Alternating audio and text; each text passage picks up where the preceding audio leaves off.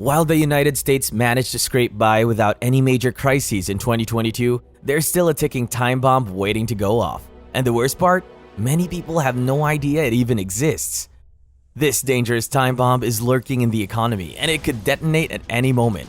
And you have to be aware of that. So stay tuned till the end and prepare yourselves for the darkest crisis.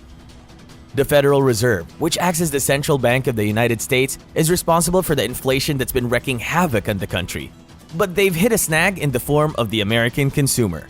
Despite high inflation rates and increased credit costs, people are still consuming as much as they were before, and this is making it difficult for the Federal Reserve to find a solution to the problem. They've been trying to increase interest rates to encourage people to save more money, but it's not having the desired effect.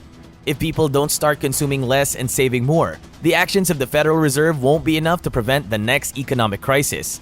And that's where things get really scary. People are already draining their savings account to maintain their consumption levels, and the savings rate is at a record low of only 2.3%.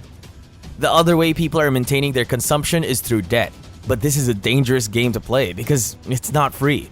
And if people can't access more credit or end up depleting their savings, widespread bankruptcy could be on the horizon. Sure, the United States managed to avoid a deep crisis this year thanks to the support of its citizens. But without addressing the underlying issue, the country is headed straight for disaster.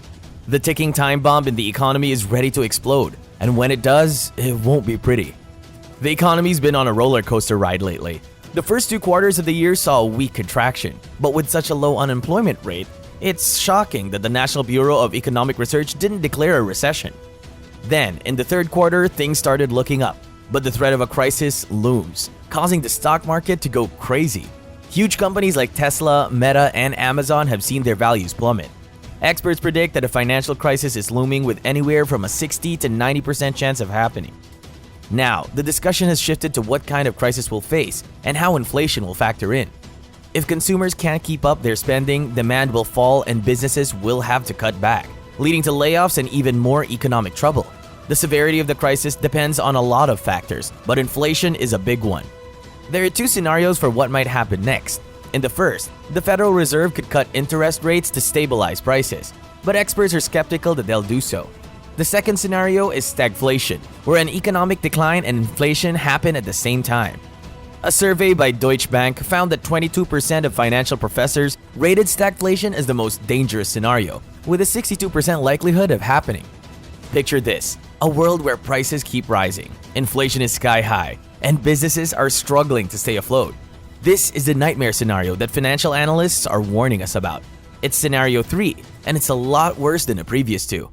In this scenario, global production has stopped, reducing the supply of goods and driving up prices. The Federal Reserve is forced to act, tightening the purse strings even further and raising interest rates. This only makes things worse, reducing demand and raising the cost of financing for businesses and governments. Even though the pandemic subsidies have been eliminated, the United States is still struggling with a fiscal deficit, which means that higher inflation will translate into higher government spending on interest and less investment money. This only deepens the crisis. To make matters worse, the United States is not isolated from the world economy. As the world's largest importer, the second largest exporter, and largest economy, it can infect the rest of the world with its crisis, just as it did in 2008. But it can also be infected by events in other parts of the world, such as the economic and energy crisis in Europe, the slowdown of the Chinese economy, and the conflict in Ukraine.